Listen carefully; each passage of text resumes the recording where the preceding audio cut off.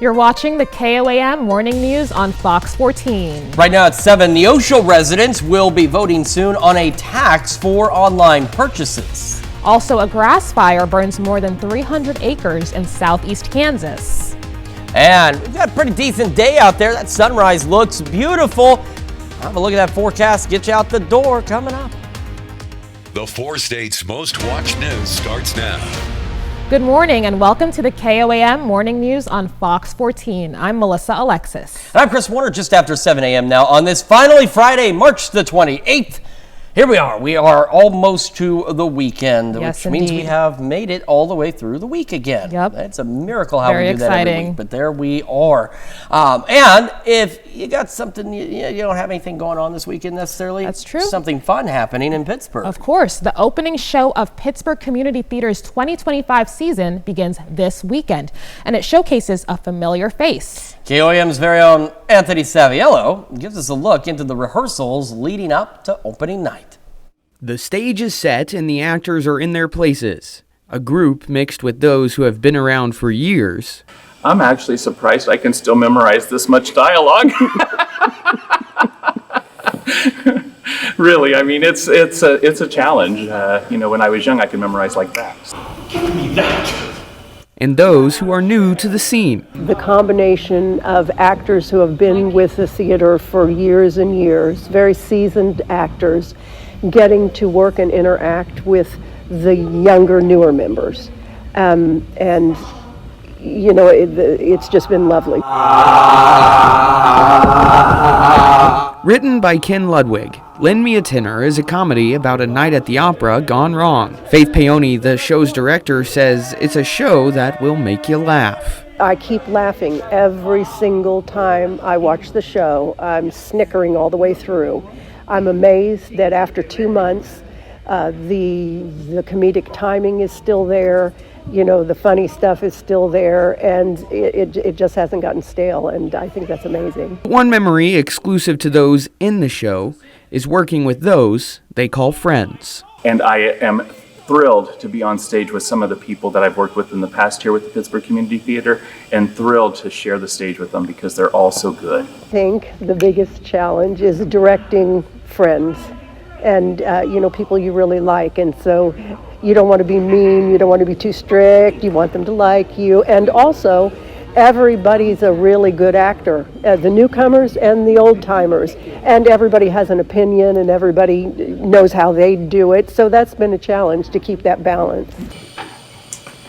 So if you're looking for laughs and a lot of opening and closing doors, just come to Memorial Auditorium March 28th, 29th, and 30th for Lend Me a Tenor.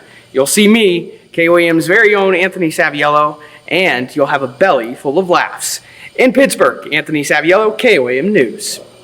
For more information on how you can get your tickets, go to our website. That's KOAMNewsNow.com. Certainly. It looks like a very fun production. And we were just discussing, there's a Don Henley song about our line of work where he says, Yep. I could have been an actor, but I wound up here. Well, Anthony Saviello is proving you can do both. There you go. Very There you go. easily.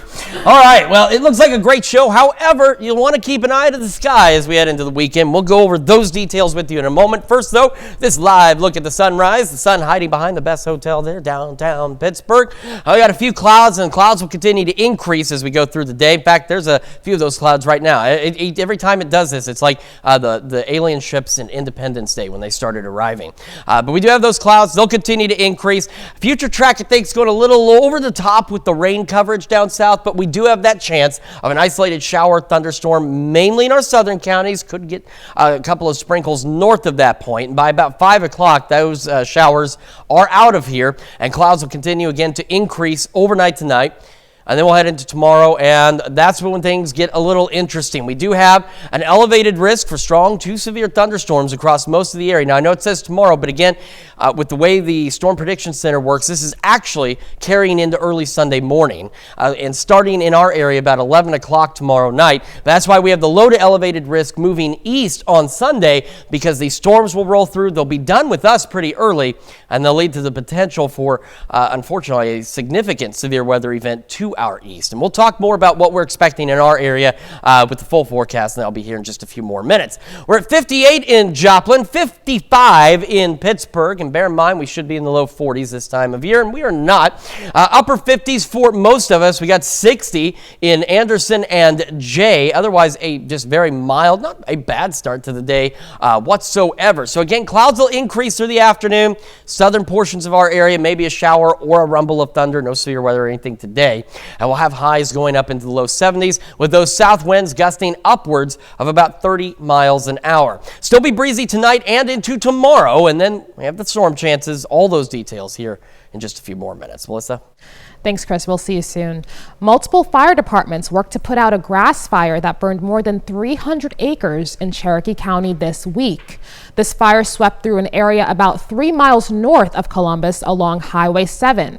The blaze is out now, but crews had to battle it for a couple of days. At one point, they thought it was extinguished, but it rekindled in the high winds. Authorities estimate that 330 acres were destroyed, but no buildings were damaged. The Red Cross is helping the people displaced by a fire that destroyed one home and damaged 2 other homes in Webb City yesterday. The fire began at a home at Rowan and Austin around 1 a.m. It was so intense it destroyed that home, and then it extended to other homes to the south and north. Firefighters from Webb City, Joplin, and Carl Junction and Oronogo all responded. No one was hurt, but the Red Cross is helping 4 adults and 3 children who lost their homes. On April 8th, Neosho voters will be asked whether to approve Proposition A, which would create a local use tax for online purchases. The city hopes to use the funds generated for a series of parks and recreational projects. KOAM's Samantha Walker has the details. Neosho residents will see Proposition A on their ballots in April. That proposition will allow the city of Neosho to collect a local use tax on sales made online. This would enact a 3%, which is the local sales tax rate for Neosho, for those online purchases when buying online. So if passed, how would this tax work? The city manager tells me the tax would be based on your shipping address for online purchases. So if you live in Neosho city limits and have something delivered to your home from an online retailer like Amazon, you'd pay this local use tax. The initiative would pull about $300,000 or $400,000 annually. That would help with the cost of development and building this in essence of a new park system. If approved, city staff say funds generated from the local use tax will go towards several parks and recreation projects in the city. This includes an accessible playground, pickleball courts, upgrades to the city golf course, and a new aquatic center. We're looking at a $10 million project for the aquatic center, for the improvements at the golf course. So, you know, obviously the city doesn't have $10 million. He says the city wants to do these projects because many of them are amenities the community has enjoyed for years. These are just things that you know, we've had in our community in the past, and they've aged out. We need to replace them, need to update them. The city manager says if the proposition is not passed, the city will have to look at other options for these projects. Reporting in Neosho, I'm Samantha Walker, KOAM News. And Neosho residents will vote on Proposition A on April 8th. You can learn more about what will be on your ballot on our website, koamnewsnow.com/elections. And those are our top news stories this half hour. Coming up next, Emily Frankowski from Connect to Culture joins us to share what's new at the Cornell Complex for April. And later, a couple's wedding photos are returned after a tornado sends them 100 miles away. You're watching the KOAM Morning News on Fox 14.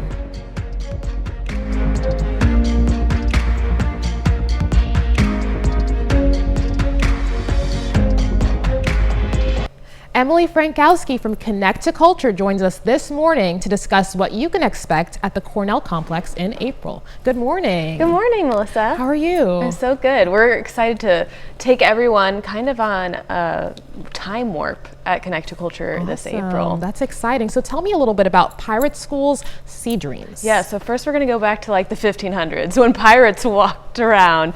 But it's such a fun kids show that we've got going on in our Ignite series.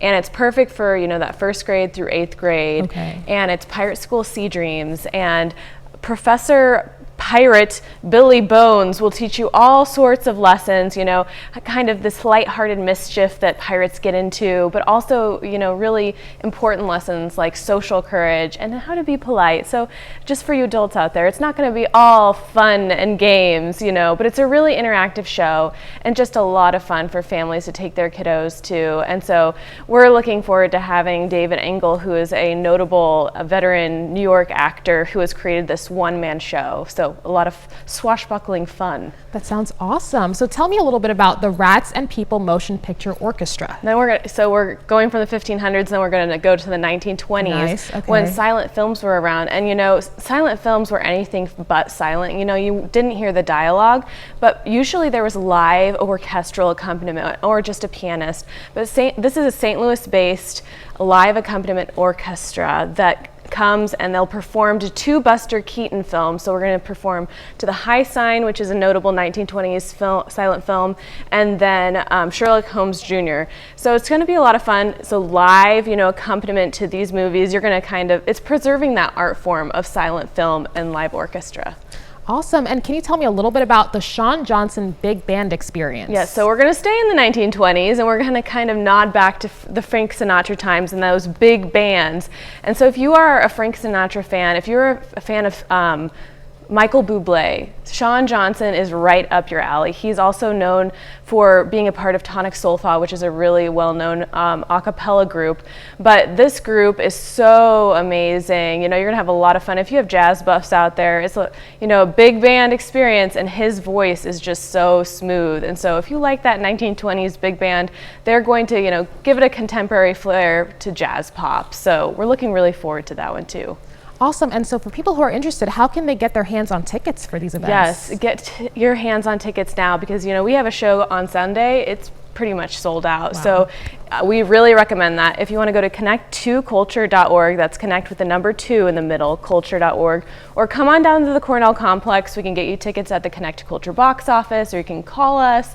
You know, we make it really easy. And thanks to our sponsors like Freeman Health System, Eagle Picture Technologies, the B Shores and the Humphreys, and so many more that support us, our tickets are so, you know, affordable for all our patrons. We want as many people as possible to all experience this live, high quality entertainment in the Joplin area. So there's always something going on in the Cornell Complex and always a Connect to Culture performance to take part in. Awesome. Well, that looks like a whole lot of fun. Thank you so much, Emily. Yeah, thank you. Chris will have a full look at your forecast when we come back. Welcome back to the KOAM Morning News. 7:17 now on this Friday morning. We're going to start with our severe threat as we head into the weekend. We'll talk about today, and then we'll get to those storm chances as well. So we have that elevated risk across a good portion of the area for tomorrow. But as I've emphasized before, this is really going to be late tomorrow night. During the daytime hours tomorrow, we're going to be fine. We're going to be warm. We're going to be windy. We're going to be even sunny by the evening hours, which will bring in those ingredients for the thunderstorms. It'll be after 11 o'clock tomorrow night. Thunderstorms start rolling into the area. All hazards will be possible, but the greatest threat is going to be for very large hail, and that's really going to be centered across parts of southeast Kansas. We're talking hail 2 inches in diameter or greater. That risk will then push off to the east as we head through Sunday, because very early Sunday morning, by 7 a.m. at the latest, I think, the severe threat will be done, and it will be setting up the stage for a more significant severe weather event to our east on Sunday. All right, so here's the future track for today. Again, I think it's going to be a little robust on rain coverage down south, but we do have the chance for an isolated shower, maybe a rumble of thunder, mainly in our southern counties. Could get a stray sprinkle or shower north of that, but those better chances are going to be in the southern half of our area. By 5, they're done. Clouds increase for the rest of us through the day. We're mostly cloudy overnight and for the first half of our Saturday, so that actually keeps temperatures down just a bit, only about the low 70s by noon. But then watch what happens after noon. Very quickly, those clouds within 2 or 3 hours are gone. South winds gusting upwards of 30. Our temperatures jump as well into the upper 70s and low 80s. All that south wind is bringing in the moisture, the ingredients, everything we need for the thunderstorms as we head into tomorrow night. Now, about 8 o'clock tomorrow, off to our north and west, is where those thunderstorms are going to begin to develop. And then they'll intensify, and they'll start pushing off to the east and southeast. And by about midnight or so, they'll be into our northwestern counties. So Yates Center, Fredonia, Eureka, Sedan, Howard, Bartlesville, Coffeyville, Independence. Kind of get the idea here. That's where these thunderstorms will start. about midnight, maybe as early as 11 o'clock tomorrow night. They will continue. By 2 a.m., they're through southeast Kansas now. Fort Scott, Pittsburgh, Galena, Riverton, Miami, Veneta, Parsons, Chanute, all getting in on this, and they're starting to push into the Missouri side. Still strong to severe at this point as well. And then as we go later into the morning, again, by about 5, we've got showers and storms mainly on the eastern half of our area. They still could be strong to severe. And then by 6, 7 o'clock, they're done. Now, we could still see some additional scattered showers and storms later on Sunday, but those are expected to be below severe limits. But nonetheless, we really want to watch these storms. And again, make sure you've got the KOAM Skywatch weather app. Make sure your weather radio is ready to go, because these are going to be nocturnal storms. They're going to be overnight. The majority of us will be asleep when they roll in. So you want to make sure you've got ways to get warnings just in case we get anything serious. Now, again, severe weather is looking fairly likely very early Sunday morning. All hazards, again, are possible, but a reminder that the greatest threat at this point does seem to be for the possibility of very large hail. Partly cloudy through the morning, maybe even some mostly cloudy skies at times. Upper 50s by 8 and near 70 by 11 o'clock this morning. Our highs stay a little cooler than yesterday, low 70s. Again, an isolated shower storm down south winds gusting to 35. Mostly cloudy through the evening and overnight, still mild into the low 60s. South winds still gusting upwards of 30. Tomorrow, again, upper 70s, low 80s, thunderstorms Saturday night into Sunday morning. And we're a little cooler with that cold front going from Sunday night into Monday. We start to warm back up. And while it's still several days out, the long-range severe weather outlook, the eastern half of our area, believe it or not, is already highlighted for a severe threat for Wednesday. Now, I'm going to tell you right now, even they said there's going to be a lot of fine-tuning to that forecast as we get closer. But we do want to keep an eye on next Wednesday as well. Temperatures back into the 70s and 80s next week also. Let's check your forecast. We're back with more right after this. Well, Missouri bride has some of her wedding photos back. That's after a couple found it in their yard after wind blew it 100 miles away. Ahmad Lethan has the story. I just think that God placed it here because he knew I could find the person it goes to. Bonnie Hemman is talking about this wedding photo. She and her husband Doug found it in their front yard the morning after more than a dozen tornadoes ripped through the heartland on March 14th. Well, my heart sank for them because I knew if I had this in my hand, it meant that their house was probably destroyed. The couple owns Hemman Winery in Perry County. So Bonnie posted the photo to their business Facebook page. Within an hour and a half, I had somebody comment, yes, that's my niece over on the right-hand side, and she contacted her, and then it just went a domino effect. The social media post led her to the bride, Darby Russell, in Poplar Bluff. I don't know what her situation is if they lost everything, but she'll have one little piece, what she had before. Bonnie took me outside to show me exactly where the picture landed. So my husband found this laying just about right here as he drove by to go to the winery. Hemman made contact with one of the bridesmaids and will be mailing the photo to her for safekeeping. She tells me her family lost their home in a fire 15 years ago, so she knows what it's like to lose something this important. Losing possessions, especially pictures of memories, was important to me, and so I wanted to be able to get this back to this beautiful bride if I could. Proving there's a blessing in every situation, no matter how serious. I feel like we're here to help each other, and that's what I wanted to do for them. That's an incredible story. Yeah. The Joplin tornado, similar situation. There was items being found, as far east as Indiana from here that had been picked up by that storm, and so it's important to get those memories back. Of course, I'm glad you found that, especially something so irreplaceable. Exactly, because you can't replace those old photos. Oh, 100%. Coming up, measles cases have doubled since last week in Kansas. We'll have the latest. We've got clouds out there this morning, maybe a shower or two down south. We'll have another look at your forecast when we come back. The 4 states' most watched news starts now. Back to the KOAM Morning News on Fox 14. It's currently 7:29. I'm Melissa Alexis. A nonprofit in Carthage wants to educate the community on do-it-yourself home improvement. Vision Carthage rolled out a series of community classes for a project called Restoration Carthage. The program pairs volunteers with skilled laborers and materials to complete repairs on homes in need of TLC at no cost to the homeowner. It's done through partnerships with other nonprofits like Hearts and Hammers and Habitat for Humanity. Be an opportunity for people to really take advantage of some education leading up to that work day that we do in September. So through this application process, if people want to be considered, they need to attend at least 3 of the 7 workshops that we will be hosting April through October. Restoration Carthage began in 2016.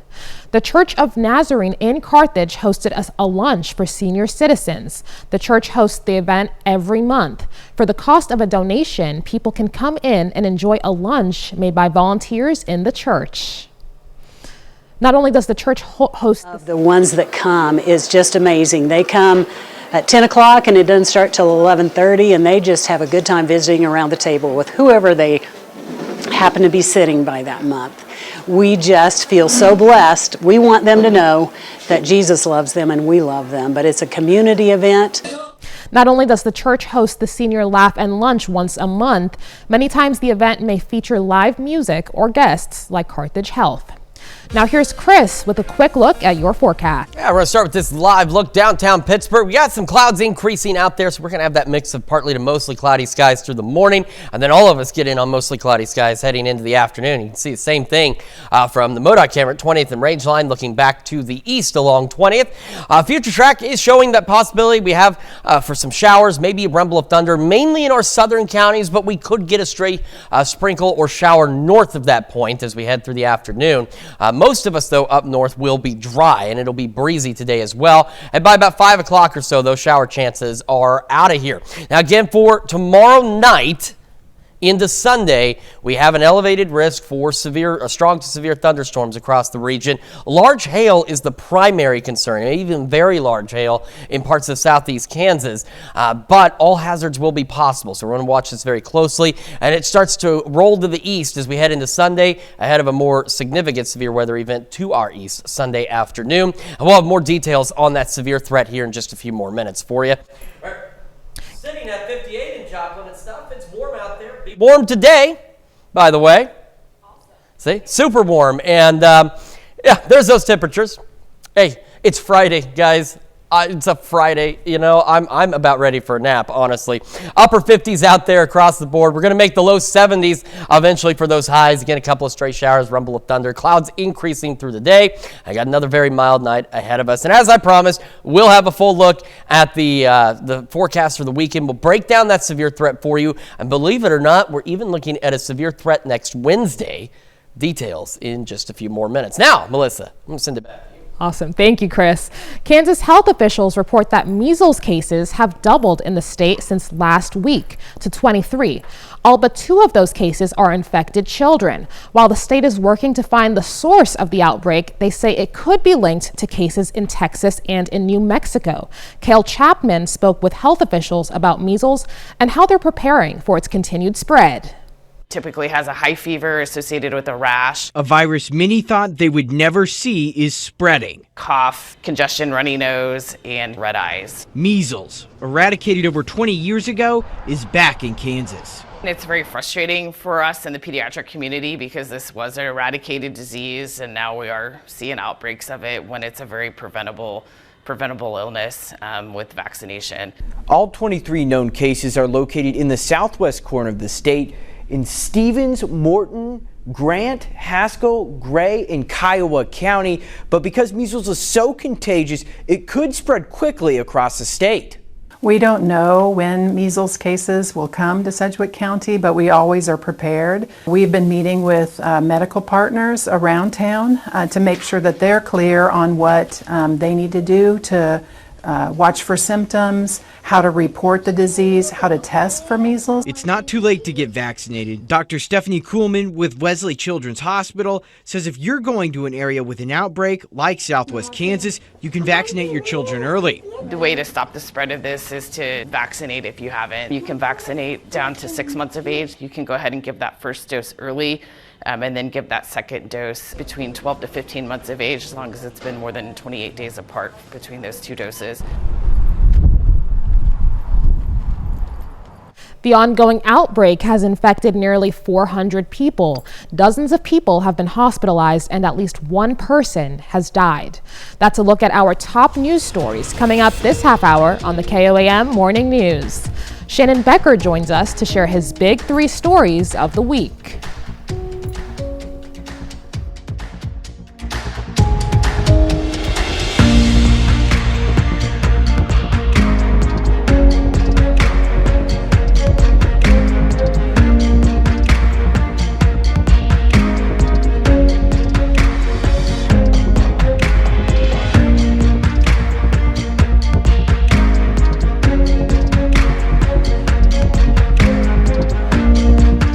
Welcome back. We've got Shannon Becker in the studio with his big 3 news stories of the week. Good morning, Shannon. Good morning. How are you doing? Good. How are you? I'm great. Have you enjoyed the week? Yes, it's been great. It's been beautiful. You're great. You're doing great. Thank you so much. Speaking of great, let's take a look at the big 3 stories this week. This last weekend, seen a lot of controlled burns lately. Going to probably see some more this weekend. They call them also prescribed burns. This is the George Washington Carver National Monument put up this huge smoke plume. Everybody's freaking out this last weekend.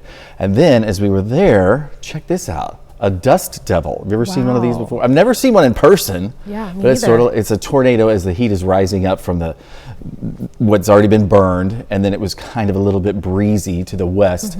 It's like a mini tornado. It was really, really cool. Yeah. I thought everybody liked that. Yeah, I thought it was incredible. I was like holding my breath like, oh my gosh. Yeah, I bet. Our number 2 story, KOAM News Now, live and local. This is 2 homes that burned. It was early yesterday morning, about 1 a.m. Webb City Fire Department, they called a 3-alarm fire. Assistance from Dunawig, Ornogo, Carl Junction, and Joplin. Now there were 2 homes that burned, and there was a 3rd home that also had what they call it an exposure, that it could have possibly burned as well, but they protected it from burning. 1 home, a total loss. The 2nd home, probably this would be a total tear down as well. No one was injured though in that fire. There were 8 people that were displaced. No homes now to live. Our number 1 story, Joplin News First. This was kind of fun over the weekend. One of my friends, he's a former Army guy, and he noticed these Chinook helicopters. Ever seen these before? I have not. Yeah, so they're these huge machines, obviously.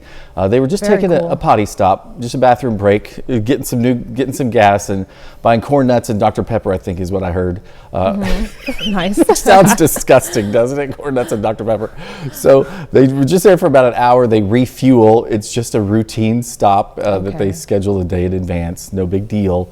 But it was really, really neat to see. A lot of people were out there at the Joplin Regional Airport to check that out. You can see it on our Facebook page. Look at that, how they fly off. Oh, Isn't wow. that awesome? It was just incredible to see in person. That's very cool. And then our bonus story of the week this morning, 10 o'clock. Well, Five Below is opepeing in Pittsburgh. Wow, that's exciting. Now, I've never been to one. I love Five Below. Really? Yep. So I peeked in the windows to kind of see what it's going to look like, because I didn't necessarily know. You know, everything I guess is $5 and below. So they got a lot of candy. They got a lot of makeup, stuff like that. A lot of fun little chintzy things. They have kitchen items, cleaning items. But a thing I saw on their Facebook page they're really working on now, you can make Easter baskets. You can get the basket. If you're into Peeps, make a Peeps basket. That's lots of fun. They've got all that stuff. Peeps are a little intimidating for me. I don't really like the way they taste, but I like the way they, I like poking them a lot. Yeah. So Nice. I don't know, that's why I've always liked Peeps that way. Right. But it's this morning at 10, the one in Pittsburgh on Broadway, and then the one in Joplin will open up May 16th, Five Below. It's new. Awesome. That's awesome. I mean, I love Five Below, so I'm looking forward to it, and I live in Pittsburgh, so I will definitely be stopping by. Check it out. Let us know. That's for sure. Awesome. Well, thank you. We'll have Chris coming up next. Welcome back to the KOAM Morning News. It's 7:42, just about to be 7:43 on this Friday morning. Severe weather this weekend. Got to talk about it because we're getting closer. We've known about this severe weather event going into Saturday night, Sunday morning for the past several days now. And as we've gotten closer, we get more refined details, and now we're really to that point. So here's what we've got: an elevated or a level 2 out of 5 risk for strong to severe thunderstorms. Now, it says tomorrow, and if you're just joining us for any reason whatsoever, this is where it gets interesting with how the Storm Prediction Center works. They run on Zulu time. Their daily outlooks actually continue a little bit into the next day. So this isn't for the daytime hours tomorrow. Tomorrow it's going to be warm, it's going to be windy, eventually it's going to be sunny, which is going to set the stage for the storms. It won't be until maybe 11 o'clock at night that we're going to start to see that risk for us increase. Now, all hazards are possible with these storms tomorrow night into early Sunday morning, but the greatest concern at this point is into southeastern Kansas for the possibility of very large hail, as they call it, so 2-inch diameter hail or larger. The threat moves east by Sunday because for us, the severe threat should be out of our area by 7 o'clock in the morning at the latest on Sunday, as it rolls off east for a more significant severe weather event to our east as we head into Sunday afternoon. Now today, could see an isolated shower, rumble of thunder, mainly in our southern counties, but as you see on the future track, a stray shower or sprinkle can't be ruled out to the north, but most of the rain chances will be down to the south, and by about 5 o'clock or so, those shower chances will roll out of here. Be mostly cloudy, breezy overnight, mild again. We go through Saturday. Now we start the first half of the day mostly cloudy, so see how it keeps our temperatures a little lower, but then once we pass noon, those clouds, they're gone. It's like a vacuum cleaner's up north somewhere just vacuuming up all the clouds, and our temperatures jump too. Upper 70s, low 80s. We've got a gusty south wind. We've got the warm weather. That wind bringing in the moisture. We are setting the stage for the thunderstorm development, not just here though, off to the west as well. And by about 8 o'clock or so, I don't know where Wednesday came from. Saturday evening, showers and storms begin developing off to our northwest. So again, about 11 o'clock, midnight, we'll see these thunderstorms rolling into our far western counties. So by midnight, we're looking at Yates Center, Fredonia, Independence, Coffeyville, Sedan, Howard, Eureka, Burlington. All those points in the western portion of our area, this is where it starts. As we go through the overnight, by 2 a.m., this complex, this again is where our greatest chance for the very large hail will be, is moving off to the east. And now we're Fort Scott, Pittsburgh, Galena, Riverton, Columbus, Miami, Veneta, Parsons, Chanute, Oswego. You're getting the idea here. These thunderstorms now rolling through. And here's the thing, and honestly, it's the bigger concern for us, is the timing. You want to make sure you've got the KOAM Skywatch weather app and a weather radio. You need to make sure you've got a charged, powered up, ready to go way to get severe weather alerts, because the majority of us will very likely be sleeping at 2 o'clock Sunday morning. By about 3 or 4, it crosses onto the Missouri side. And like I said, by 5, we're left with some lingering shower storms. Still could be strong. And by 6, 7 at the latest, the severe threat is gone. And then we'll just be left with cloudy skies and maybe an isolated shower storm through the day on Sunday. So for this morning, as you can see, we're already mostly cloudy in Joplin. We'll have that mix of mostly to partly cloudy skies. About 60 to start, 70 by 11. We're a little cooler today, going into the low 70s. Mostly cloudy skies. Again, isolated shower storm mainly down south. South winds gusting to 35. Mostly cloudy, mild through the evening and overnight. Low 60s. And those south winds gusting to 30. And I wanted to talk about Wednesday. I've mentioned it, but this is what it looks like. This is going to change a lot. Okay, but we're already looking at next Wednesday with this possible threat for really the eastern half of our area. And again, for Wednesday, this is like this weekend where we started seeing that severe threat several days out. Now, reading the data, even the Storm Prediction Center says there's going to be a lot of tweaks, a lot of changes made to this because there's some disagreement on how fast the system that will generate the storms will be moving. If it slows down, the threat might move a little further west. If it speeds up a bit, it may exit our area, but we still want to keep an eye on next Wednesday as well. But in the short term, really, make sure you're prepped tomorrow. Hopefully you've got your severe weather plans in place. You know what to do with these severe storms that are going to be rolling through Saturday night again into early Sunday morning. We do get chilly behind the cold front, a little below normal. 38 Sunday night, 57 on Monday, sunshine. And then temperatures start warming up next week into the 70s, the low 80s. And again, watching those storm chances next Wednesday. Let's check out your forecast. We're back with more right after this.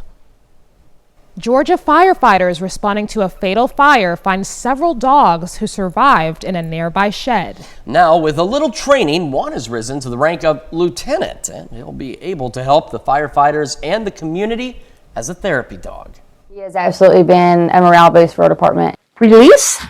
Yes. With each click and treat. Stay. This curious 1.5-year-old pup is one step closer to becoming Gilmer County Fire Rescue's first therapy dog. He'll go around and visit all the chiefs at their office doors and pop his head in here and pop his head in there, and so everyone loves him, everyone's used to him. They named him Riggs and gave him the rank of lieutenant. It's a bond that quickly formed the very first day he met the team. Gilmer County Fire Rescue responded to this fire in January where the owner didn't survive. That's when firefighters learned several dogs lived in a shed out back, including Riggs. Despite all the chaos that was going on at this fire, Riggs remained calm. He was more concerned of just keeping us company. And so he was kind of like the light at the end of the tunnel at the end of the fire. A light firefighters say was needed on a difficult call. That was hard for our department. That was hard for the people that found the body, recovered it, transported it, and hard for the firefighters to put that fire out knowing that, you know, had we had gotten there a few minutes sooner or had we gotten the call a few minutes sooner, you know, the whole story could have changed. And when the family couldn't take Riggs, the fire department knew they couldn't let him go. Once his training is complete, Riggs will be based out of Station 1 in Gilmer County, ready to respond wherever he's needed. In the way that we can have Riggs come into the department and help not only our firefighters who see this every day, but also take him into the community to the people who have suffered, you know, a detrimental loss. The type of dog he is and the spirit he has, I feel like he was put here specifically to help people. And I love the fact that we were able to give him the opportunity. The goal is to get Riggs here at the station and out in the community in about 6 months. Wow, he's adorable. He certainly is, and now he's going to be able to live a new life, helping others get through tough situations. Absolutely. And we've got that severe threat again tomorrow, so we're going to recap that real quick. So again, tomorrow night is where that elevated risk is for, after about 11 o'clock, and that will continue through, I'd say, again, 7 a.m. at the latest on Sunday. All hazards are possible. Very large hail, especially in the southeast Kansas, is the primary concern at this point. By very large, we're talking 2-inch in diameter or greater. As that threat rolls to the east, you can see we have the low to elevated risk Sunday. That'll be tapered back, though, as we go through Sunday because the more significant severe event will take place to our east, but we'll be at the beginnings of that. For today, again, we'll have the opportunity for a shower or maybe a rumble of thunder, mainly in the southern half of our area, but a stray shower or sprinkle possible north of that point. Will be breezy and will be mostly cloudy, which we're already seeing right now across the area. We start our Saturday mostly cloudy, and then once we get past noon, those clouds clear out. We're breezy. We're very warm, upper 70s, low 80s, setting that stage. By 8, storms develop off to our northwest, and again, by about 11 o'clock, midnight, here comes that line of storms. So here we are at midnight. We move to 2 a.m. You can see it's continuing to roll to the east. By the time we get 3 a.m., it's crossing on the Missouri side. By 5, we've got the trailing edge of it, and that's why I'm saying 6, 7 o'clock tomorrow morning. The severe threat's gone, but we could still have a lingering shower or rumble of thunder as we head through Sunday afternoon. We'll have another look at your forecast and the news you need to know right after this. Here's a check of today's top headlines, the news you need to know before you head out the door. Multiple fire departments worked to put out a grass fire in Cherokee County earlier this week. This fire swept through an area about 3 miles north of Columbus along Highway 7. Authorities estimate the fire covered 330 acres and did not damage any buildings. The Red Cross is helping the people displaced by a fire that destroyed one home and damaged 2 others in Webb City. The fire was so intense it destroyed that home and then extended to homes to the south and north. The Red Cross is helping 4 adults and 3 children who have lost their homes. And on April 8th, Neosho, Missouri voters will be asked to approve Proposition A, which would create a local use tax for online purchases. The Neosho city manager says the tax would be based on your shipping address for online purchases. The city hopes to use the funds generated for a series of parks and recreational projects. And we've got a cooler day today, but still warm. Low 70s, mostly cloudy skies, breezy, and maybe an isolated shower storm, mainly in our southern counties. South winds gusting to 35. Mostly cloudy skies continue tonight, and will fall back into the low 60s, as do the gusty winds as well, though, pushing about 30 miles an hour. Still breezy, warm tomorrow. Skies clearing in the afternoon, upper 70s, low 80s, and then after 11 o'clock, so between 11 p.m. Saturday and I'd say 6, 7 a.m. Sunday, we have that threat for strong to severe thunderstorms, so make sure you have the Skywatch weather app and your weather radio ready to go. Cooler on Monday, and we start warming up again, and we're watching another possible severe risk as we head into next Wednesday. And a Carthage man celebrates a milestone birthday. Don Myers turned a young at heart 106 years old. Don's secret to a long life is the help of his daughter. His daughter and the community came out to join the party at the Carthage Nazarene Church during yesterday's Lunch for Seniors event. And of course, we celebrated him on the KOAM Morning News yesterday. Talk about an impressive milestone indeed. And he looks like he's still doing pretty good. Yeah, sure does. Well, thank you all so much for joining us this morning. Hope you had a great time. We'll be back with more news and weather today at noon. Have a great rest of your morning.